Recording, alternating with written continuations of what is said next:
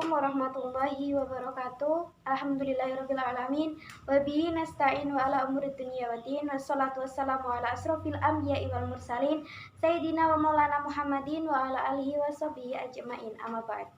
Yang terhormat Bapak Argo Khofi Hakiki selaku dosen mata kuliah penulisan karya tulis ilmiah serta pembimbing kelompok kami dalam karya tulis ilmiah, serta teman-teman semua yang telah membantu proses penulisan karya tulis ilmiah kami sehingga karya tulis ilmiah kami sudah sampai di proses saat ini.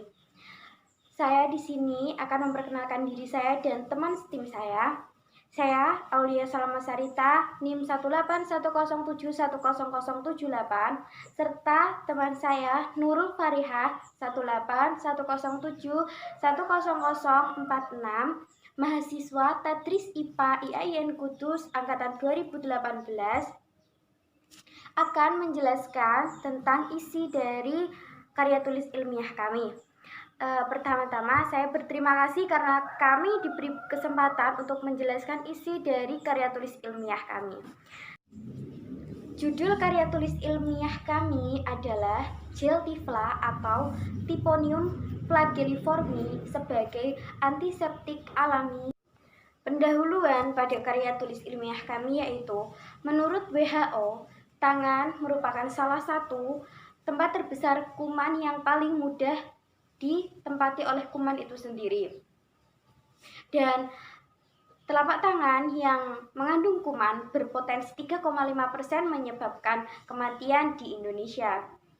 Pada saat ini, banyaknya inovasi membuat kita sangat mudah untuk membersihkan tangan dari kuman maupun bakteri. Biasanya, cara membersihkan kuman dari kuman atau bakteri yaitu dengan cara mencuci dengan sabun dan air mengalir. Tapi saat ini banyak sekali inovasi yang telah diciptakan oleh orang Indonesia, yaitu yang paling banyak di Indonesia yaitu gel antiseptik. Gel antiseptik biasanya terbuat dari alkohol, sedangkan alkohol itu sendiri tidak bisa digunakan pada kulit yang luka.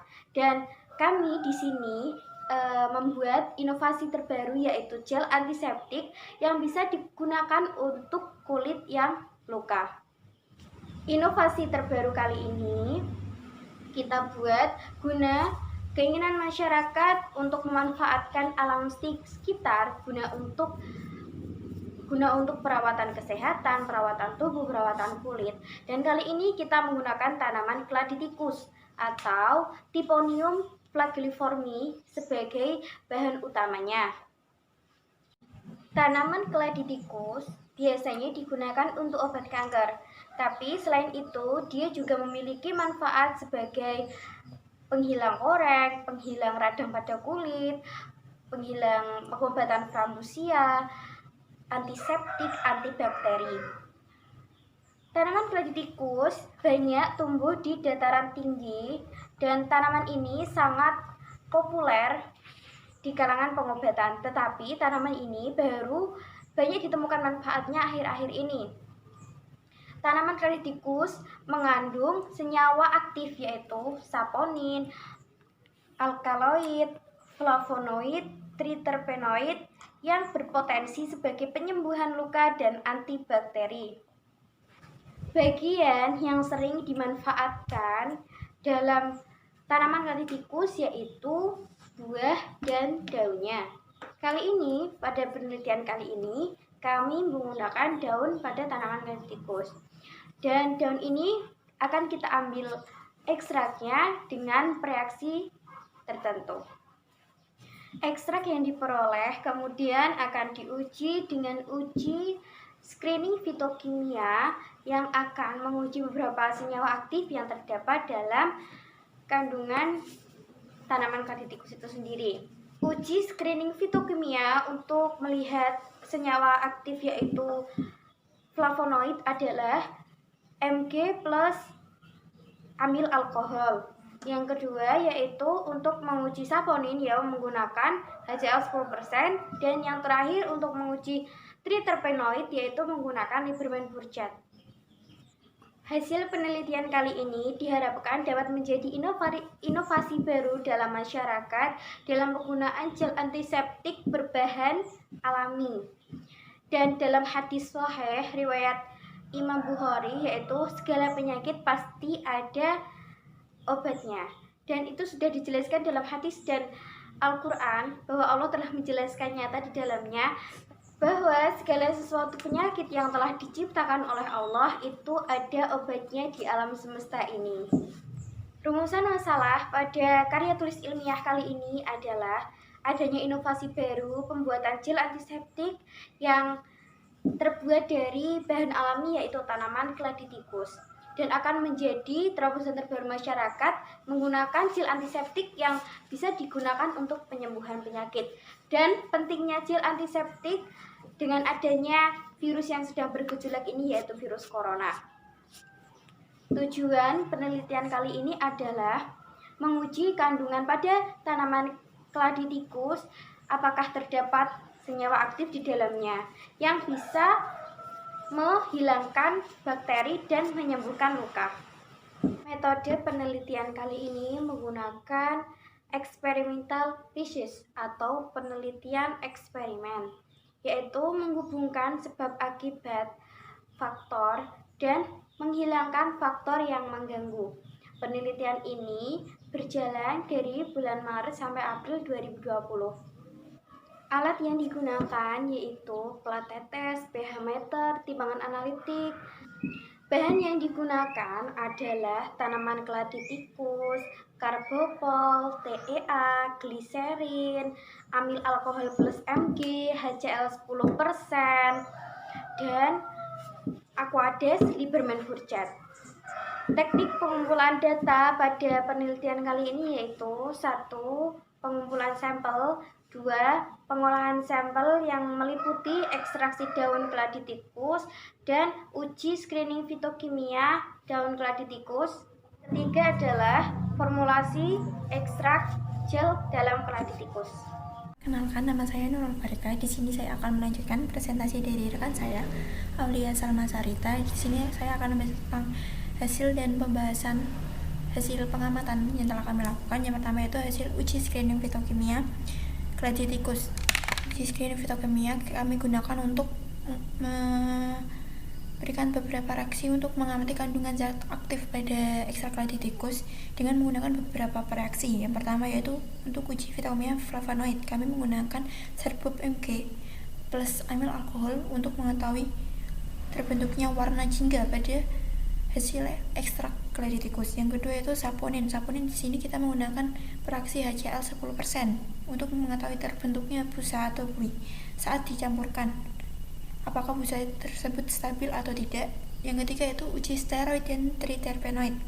Di sini steroid dan terpenoid kita menggunakan reaksi Lieberman-Burhead. Lieberman-Burhead di sini merupakan campuran dari H2SO4 dan asam asetat anhidrat. Untuk uji homogenitas memiliki warna coklat yang cukup baik, tapi tetap diamati untuk minggu-minggu berikutnya. Untuk uji bentuk di sini bentuknya basisnya kental, untuk sama tetap kental, tapi tetap diamati untuk minggu berikutnya. Sedangkan untuk aroma di sini aroma yang dihasilkan yaitu khas simplisasi atau khas dari ekstrak tersebut. Untuk yang kedua yaitu uji pH. Uji pH di sini pH yang dihasilkan tetap aman untuk kulit, yaitu antara 4,1 sampai 8,1. Sedangkan untuk uji homogenitas dihasilkan bentuk yang homogen atau tidak adanya butir-butiran menggumpal pada ekstrak. Steroid setelah dicampurkan dengan reaksi Lieberman-Burhead ternyata terbentuk warna biru atau hijau yang menunjukkan kandungan steroid. Sedangkan untuk triterpenoid setelah dicampurkan dengan reaksi Lieberman-Burhead ternyata terbentuk cincin berwarna coklat pada residunya.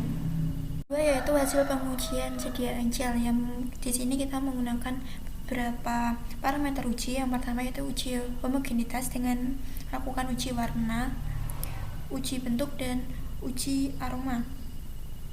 Untuk bentuk di sini terbentuk basis kental karena kami menggunakan dua formula, yang pertama 5% dan yang kedua 10%.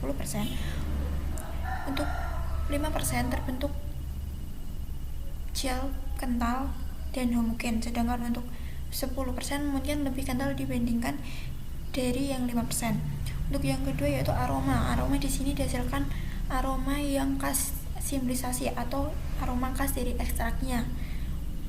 Yang ketiga yaitu dari warna.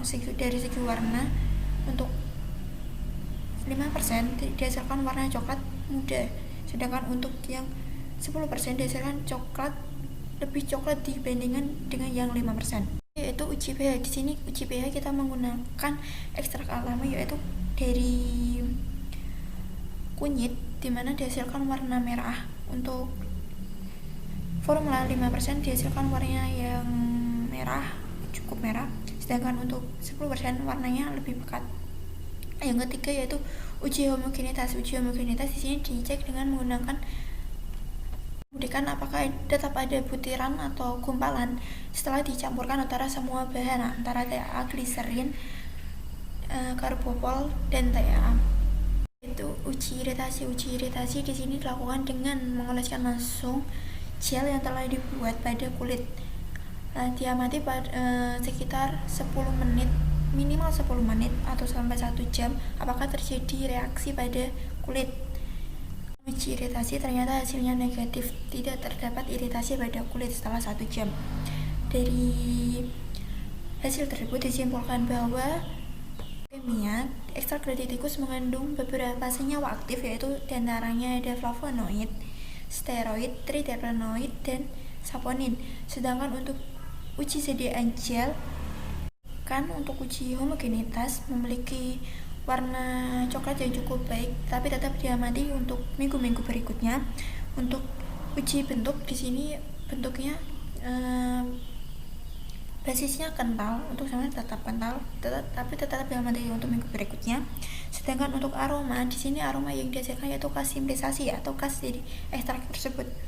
Untuk yang kedua yaitu uji pH. Uji pH di sini pH yang dihasilkan tetap aman untuk kulit, yaitu antara 4,1 sampai 8,1. Sedangkan untuk uji homogenitas dihasilkan